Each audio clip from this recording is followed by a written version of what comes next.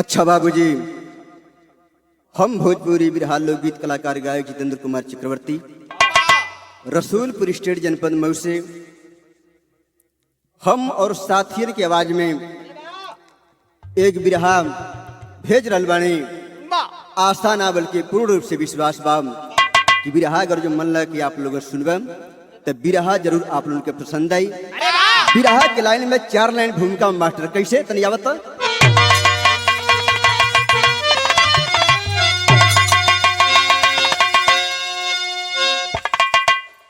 जब आज दुनिया गजब की है माया, हवस जिंदगी पड़ गई कसम कसमें। अगर आज अपने तो कल है बेगाने,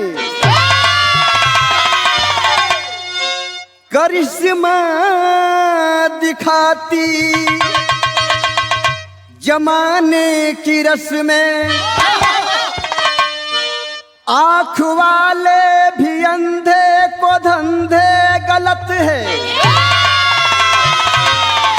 कहीं बिक रही है जमाने की जिसमें। कभी गया लाल जिनमें है गौरत नहीं, अब वही आदमी बना हवस का दरिंदा।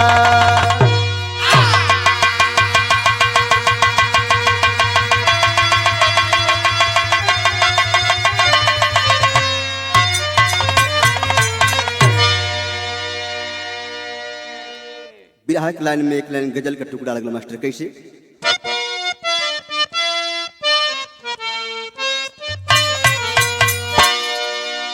नजरी से इशारा नजर कर गई। हाँ नजर से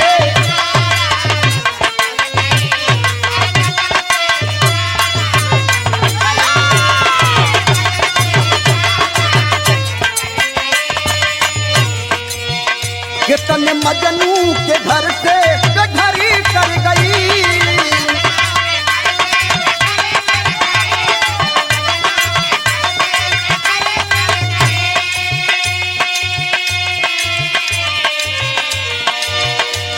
नजर से इशारा नजर कर गई, नजर से इशारा।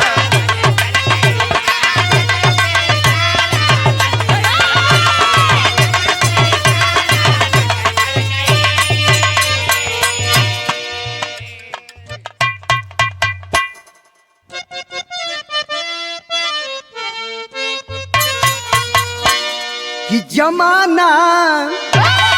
जमाना न बदला ये तस्वीर बदली। जमाना न बदला तस्वीर बदली।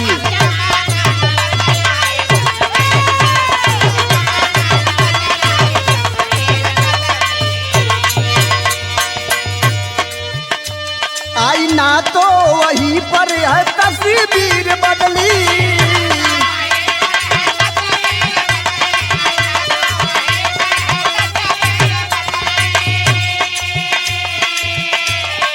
जमाना न बदला तस्वीर बदली। जमाना न बदला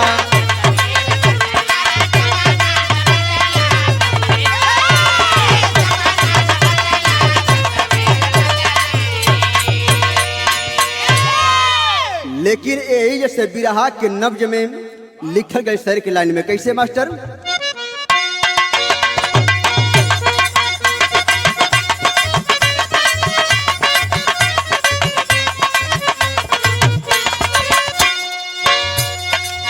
कलम कसौटी पे घटना घटी तूफानी है।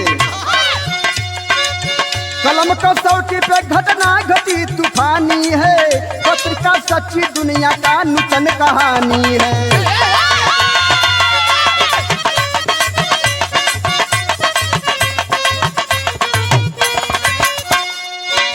आगरा में कस्बा खंदौली फाजिलपुर जहां। आगरा में कस्बा खंदौली फाजिलपुर जहां। जातलेश्वर सिंह मुखिया मशहूर वहाँ।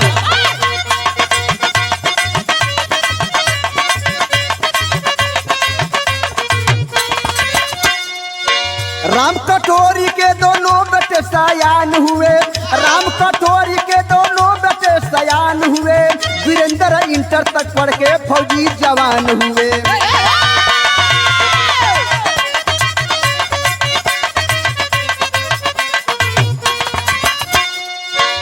दूसरा बेटा भी पढ़ता बीए के चक्कर में, दूसरा बेटा भी पढ़ता बीए के चक्कर में, कमल किशोर फंसा श्रीदेवी के चक्कर में।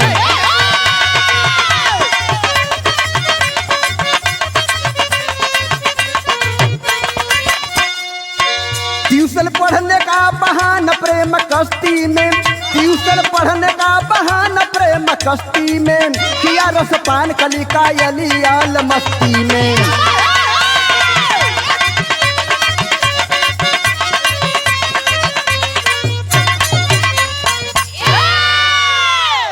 बात के पहले समझ ला। बतावल जाला कि आगरा में कस्बा खंदौली फाजिलपुर गांव बा, वही गांव का रहे वाला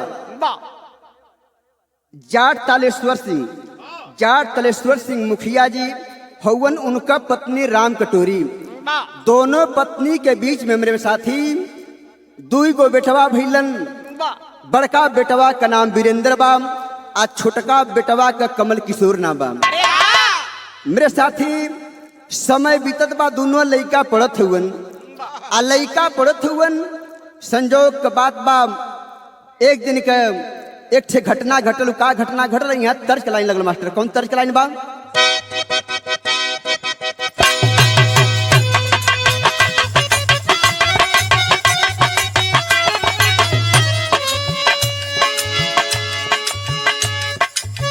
रतिया में जब रजनी गंधा फुलाई,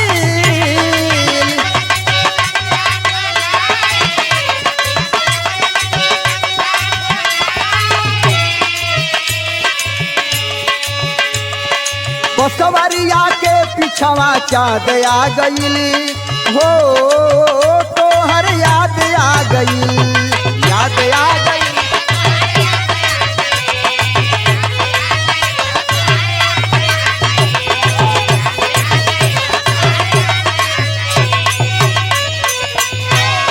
लेकिन मेरे साथी बतावल गई कि वीरेंद्र का छोटा भाई कमल किशोर बीए में पढ़त बा। आप बीए पढ़ाई करते में मेरे साथे एक श्रीदेवी नाम की लड़की है, उसी को दिल दे बैठता है। अब मेरे साथी जब दिल दे बैठल तो देखा भाई का लिखे पढ़ मास्टर का।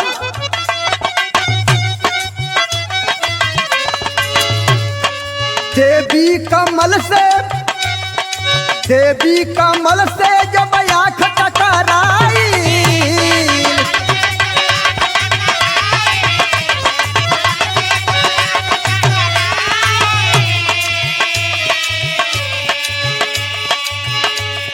नैन तोहर बरछी कटार हो गईली, नैन तोहर बरछी कटार हो गईली हो, तोह से प्यार हो गईली।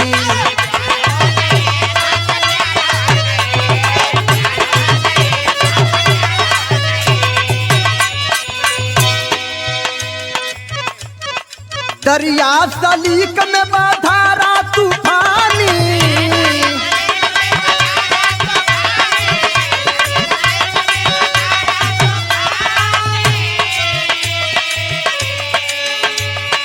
देवी दीवानी ना बस में जवानी हो, बस में जवानी।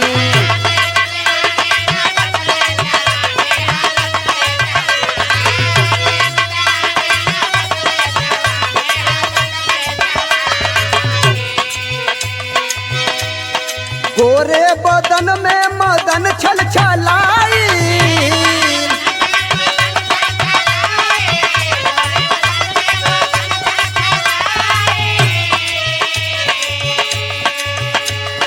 गंध मकरंद से करार हो गईली, गंध मकरंद से करार हो गईली हो, तोह से प्यार हो गईली।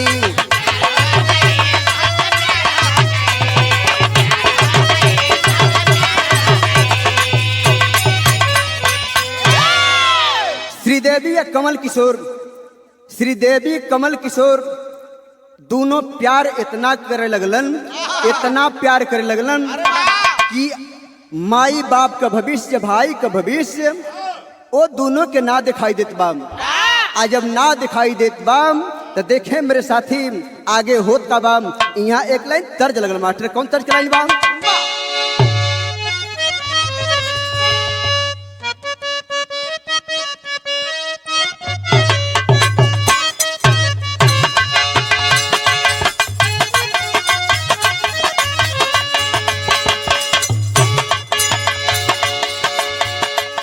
अब ही उमरिया के बारी हो सैया तोड़ा दिल कलैया।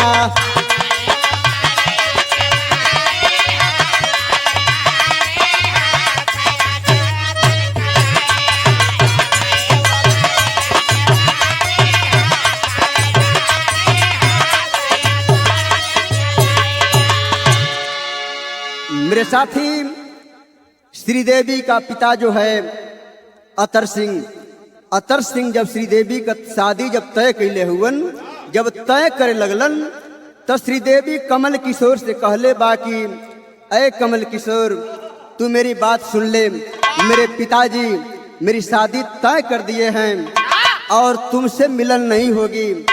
तो उस समय कमल किशोर बोलल बाम कि श्रीदेवी तू चिंता मत कर, मैं तेरी शादी अपने भाई फौजी वीरेंद्र से कराइब, फौजी से शादी करा के हम छोटका देवर घर ही में बनब।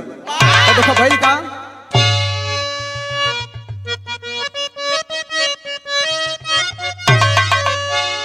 श्रीदेवी कहली भिखारी हो अब ना होई है मिलानावा।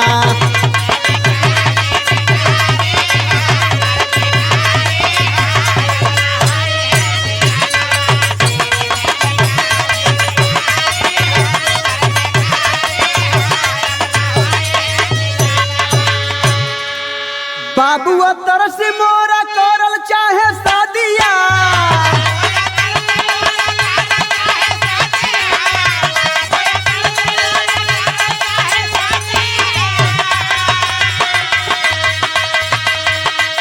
कमल किशोर मान सोचला फरबिया।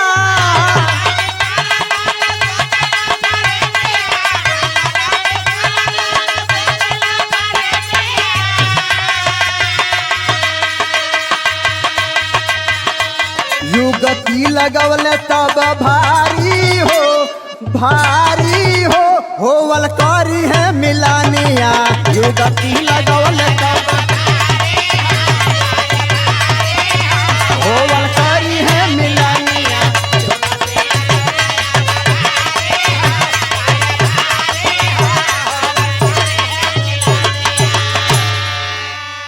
कमल किशोर श्रीदेवी से कहले बाम कि श्रीदेवी तू चिंता मत कर, हमारे घर में हमार बड़ भाई हुवन फौजी हुवन, हम अपने बड़का भाई फौजी वीरेंद्र से तुर शादी करा दे, आ शादी करा के घर में छोटका देवर तुर बनब आ मौज मस्ती लियल जाई। तो देखे मास्टर भैल का यहाँ एक लाइन तर्ज लगल मास्टर, कौन तर्ज लाइन बा?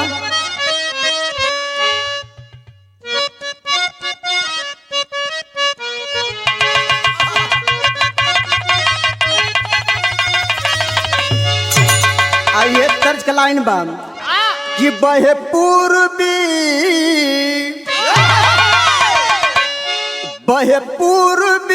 बयारू हो, बहे पूर्वी बयारू हो, उड़ेला चरा हो उड़ेला चरा।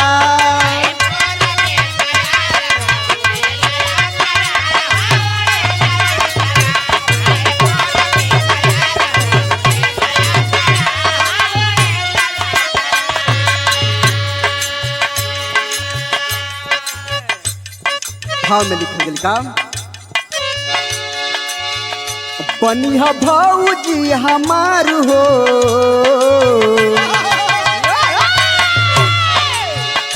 बनी हा भौजी हमार हो जुड़ई हा जियरा हो जुड़ई हा जियरा।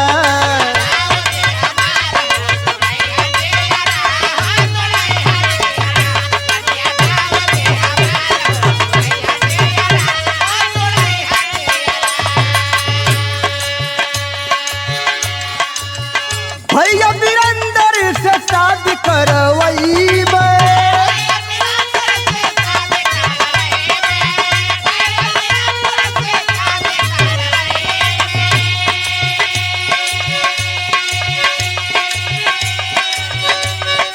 घर ही में छोटका देवर बनी जइबे देवर बनी जइबे।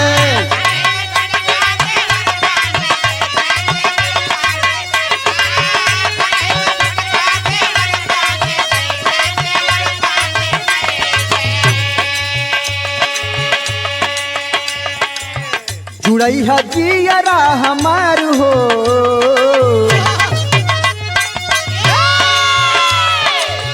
जुड़ई हा जियरा हमार हो हमार भौजी हो हमारी भौजी।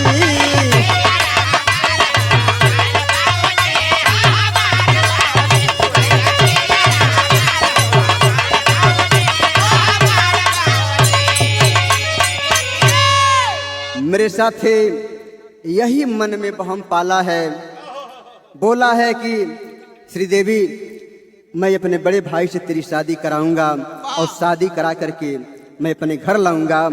जो हमारी मानसिकता है और तुम्हारी जो मानसिकता है हम लोग मौज मस्ती लेते रहेंगे। तो देखा भैल का यहाँ विदेशिया के लाइन लगल मास्टर कैसे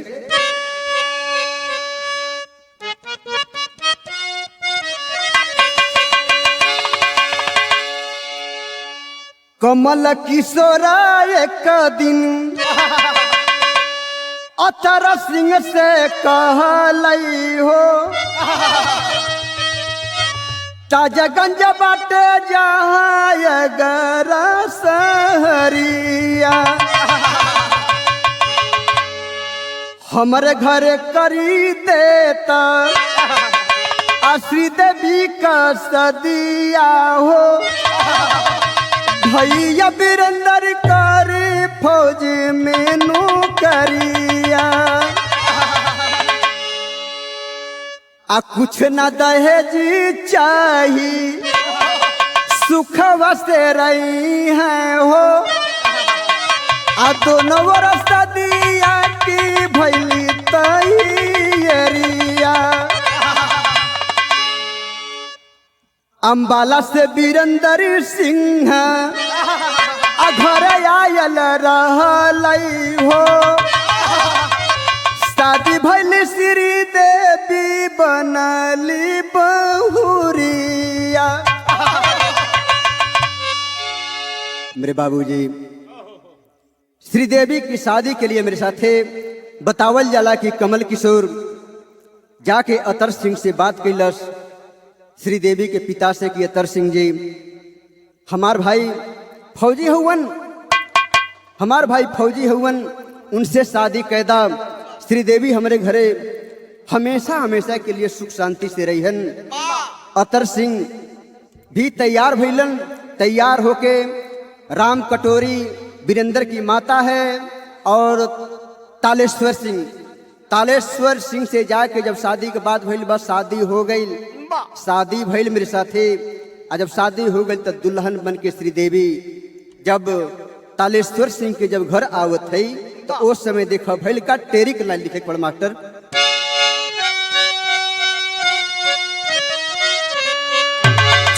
अरे भौजाई बन के आई प्रेमिका अरे भौजाई बन के आई प्रेमिका दू बार बजे के घर में सहनाई हो सहनाई हो सहनाई हो सहनाई।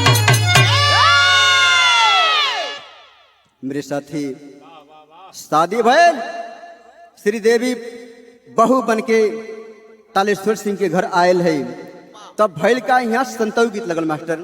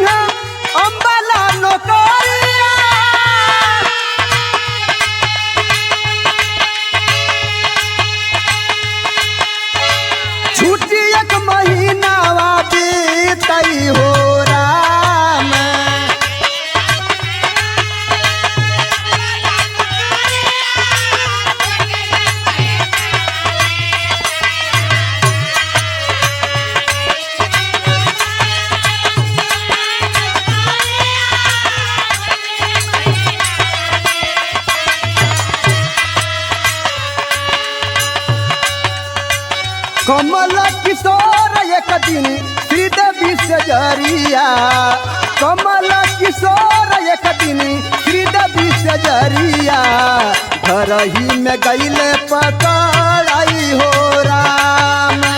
कमल किशोर एक दिन श्रीदेवी से जरिया,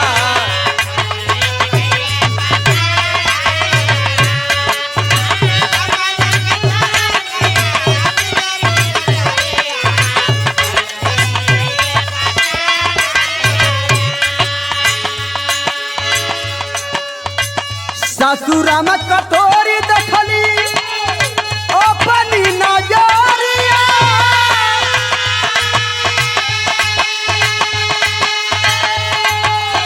ससुर जी से दिहली बताई हो राम। ससुर जी से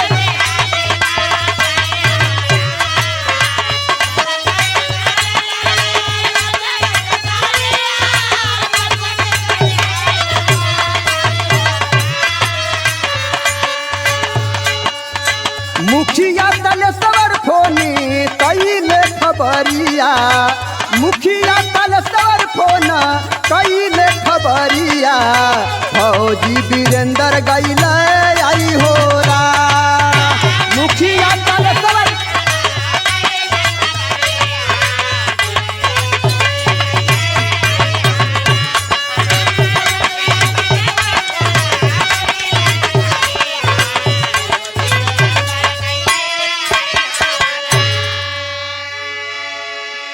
वीरेंद्र शादी करके मेरे साथी फौजी 1 हफ्ता का समय बिता के वो जवान अंबाला के लिए रवाना हो गईलन। अंबाला जाके ड्यूटी करत हुए कुछ समय बीतल बा, कुछ समय बीतला के बाद जवन कमल किशोर श्रीदेवी के बीच में जवन चक्कर चलत बा, एक दिन की बात है मेरे बाबूजी, श्रीदेवी और कमल किशोर रात्रि के टाइम एक ही बिस्तर पर पकड़ा गईलन। जब पकड़ाई हुवन मेरे साथी,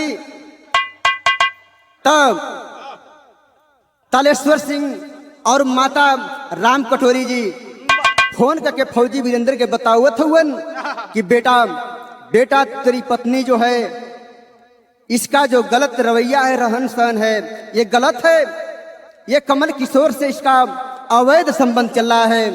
बेटा तू जल्दी आ जा घर पे, वरना यहाँ कुछ भी हो सकता है। फौजी जब मेरे साथी जब ये बाती के सुनले हुवन तो छुट्टी लेके फिर आगरा अपने निवास पर आवत हुवन। तब भइल का यहाँ एक लाइन तर्ज लगल मास्टर, कौन तर्ज लाइन बा?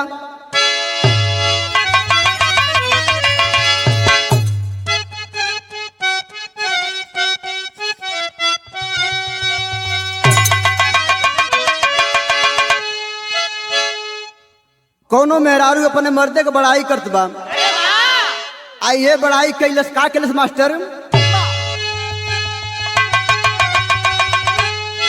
कि मुगरी से मारी मारी, मुगरी से मारी मारी दहिया देला थूर, अरे दहिया देला थूर, सैया मारला सैया मारला तो मछरी खियावेला जरूर, सैया मारला तो मछरी।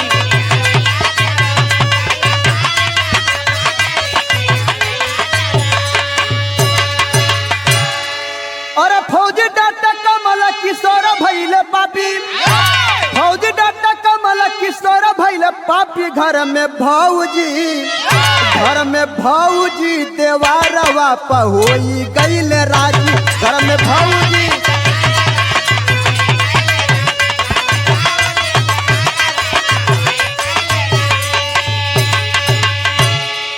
योजना बनावल देवर भाभी कईले बतिया,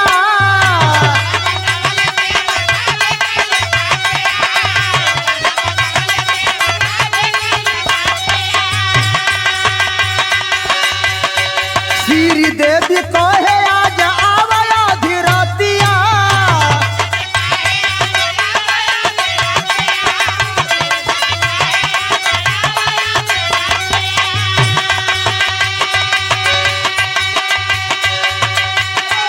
कहते अपन भैया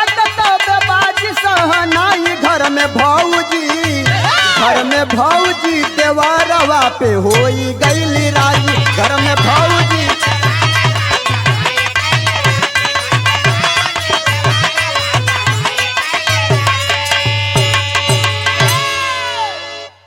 जब मतारी के जानकारी भइले बाती के फौजी के जब बतौलन, फौजी आयल हुवन आ निगरानी रखत हुवन। जब निगरानी रखत हुवन तब भइल का यहाँ पहपट कलाइन बा मास्टर कैसे।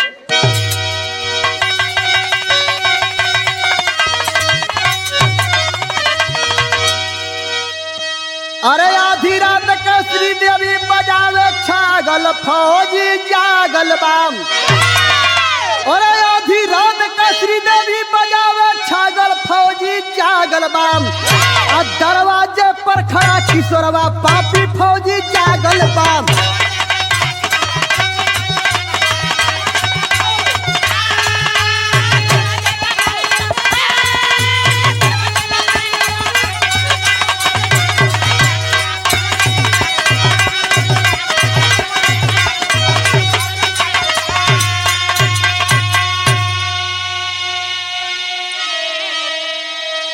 श्रीदेवी सिकड़ी खोली, अरे श्रीदेवी सिकड़ी खोली तब किशोर भीतर आया हो।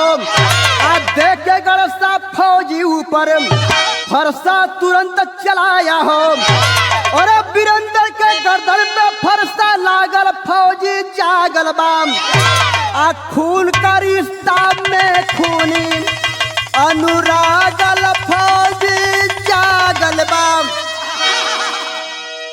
मेरे साथी फौजी को श्रीदेवी अपने जाल में फंसाकर और सुलाती है। जब घर में सोता है फौजी किशोर से बात करके रखती है कि जब मैं कहूंगी रात में आना, उस रात में ही इस फौजी का काम तमाम कर दिया जाएगा। देखे मेरे साथी दोनों किशोर और श्रीदेवी इहे प्लान करके आ ओ फौजी के साथे कैलन का यहाँ आल्हा में कोई प्रमाण देना कैसे मास्टर।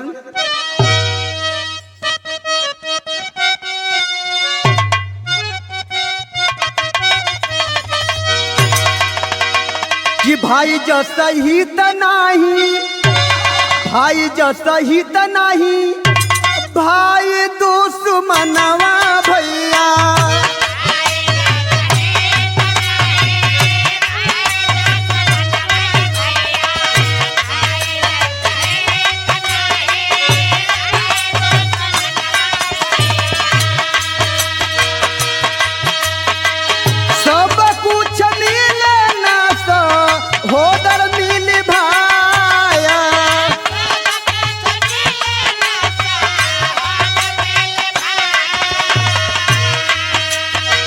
भाई के मुदैया बनल कमला किशोरवा भैया।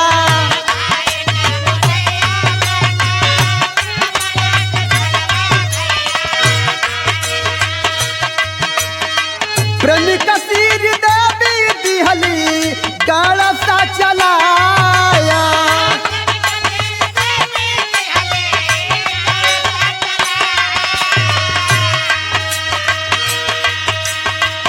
माई राम कटोरी मुखिया घर नहीं रहले भैया।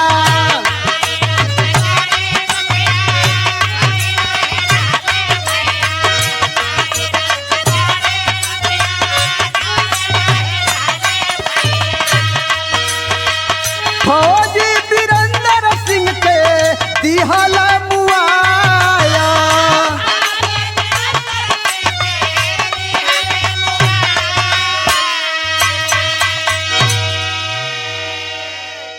यहाँ से सदर लगल मास्टर।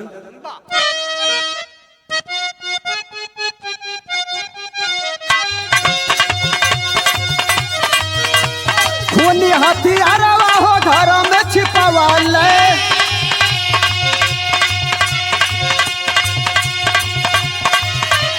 देवर भाभी घरा से चलल पराया।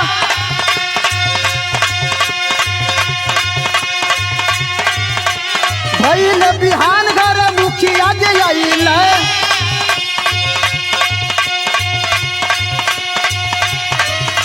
लक्ष्मी नारायण प्रधान के बुलाया।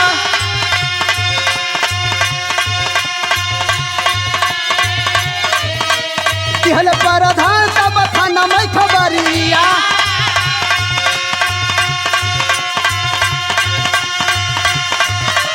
शिव मोहन प्रसाद थानेदार गईले आया।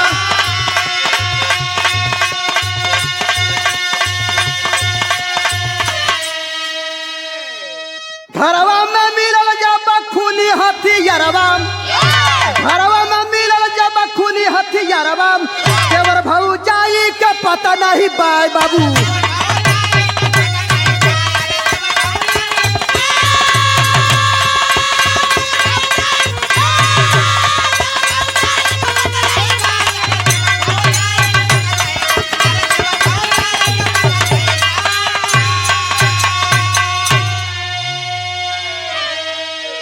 ऐ मेरे साथी, श्रीदेवी कमल किशोर योजना बना करके आधी रात को फौजी के गर्दन पर गणसा चला करके उसका सर धड़ से अलग कर दिए।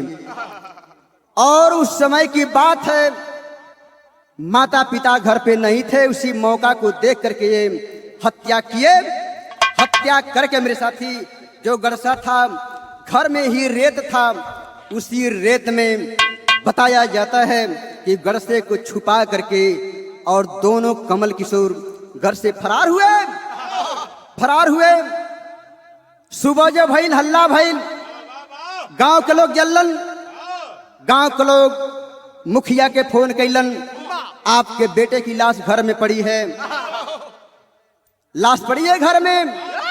मुखिया जी अइलन, तलेश्वर सिंह थाने पर फोन कैलन, थाने से शिव मोहन प्रसाद थानेदार अपनी पूरी पार्टी लेकर के घर पर छापा मरले हुए।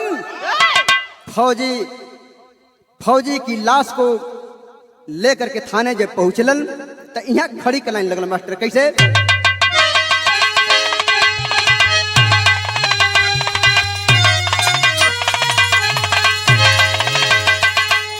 और प्रेमी देवर भाभी के, प्रेमी देवर भाभी पे लागू भइली के सियाम, तब फौजी वीरेंद्र की आई जब था नहीं में लसिया।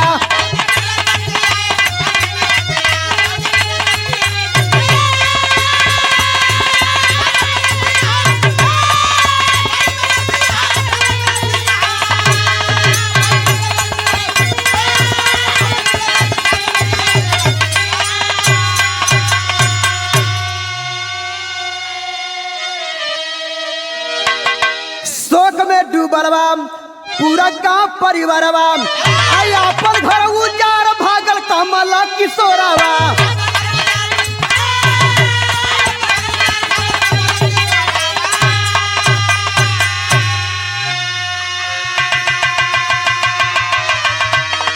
तब पागल राम कटोरी ना रुकले सियाम, तब फौजी वीरेंद्र की आई जब था नहीं में लसिया।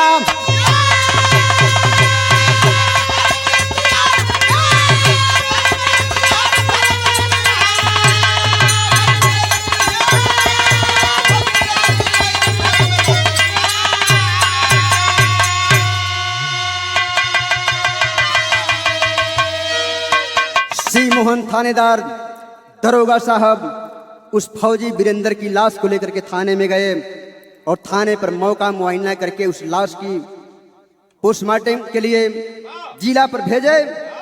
और ये दोनों प्रेमी प्रेमिका कमल किशोर और श्रीदेवी घर से फरार हुवन। आज जब फरार हुवन तब कवि के लिखे पढ़ मास्टर का लिखे पढ़, इसका बदनाम प्रेमी प्रेम में भुलैले, अरे इसका बदनाम प्रेमी प्रेम में भुलैले, आ कुछ दिन बाद देवर भाभी पकड़ैले।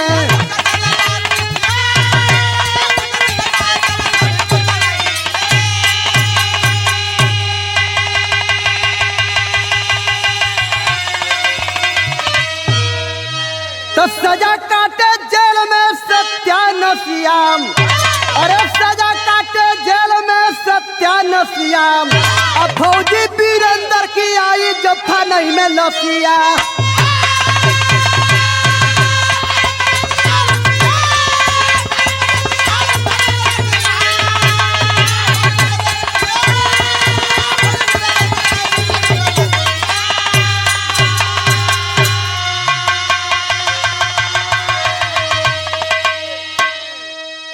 पुलिस प्रशासन कमल किशोर श्रीदेवी को पकड़ करके गिरफ्तार करके जेल में डल्ले बा।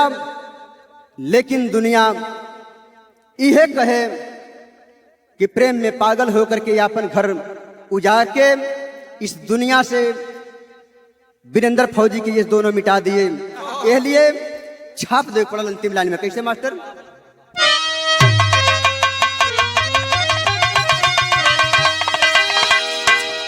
गुड्डिल मोहम्मद राम सेवक सिंह राम दयाल विख्याता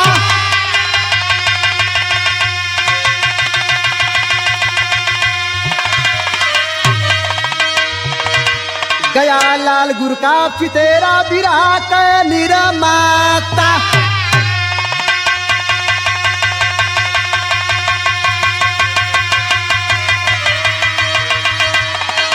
अरे भौजाई बन के आई प्रेमिका, अरे भौजाई बन के आई प्रेमिका, बचवा जितेंद्र कुमार पस्तारा दास्ता हाई, भौजाई बन के आई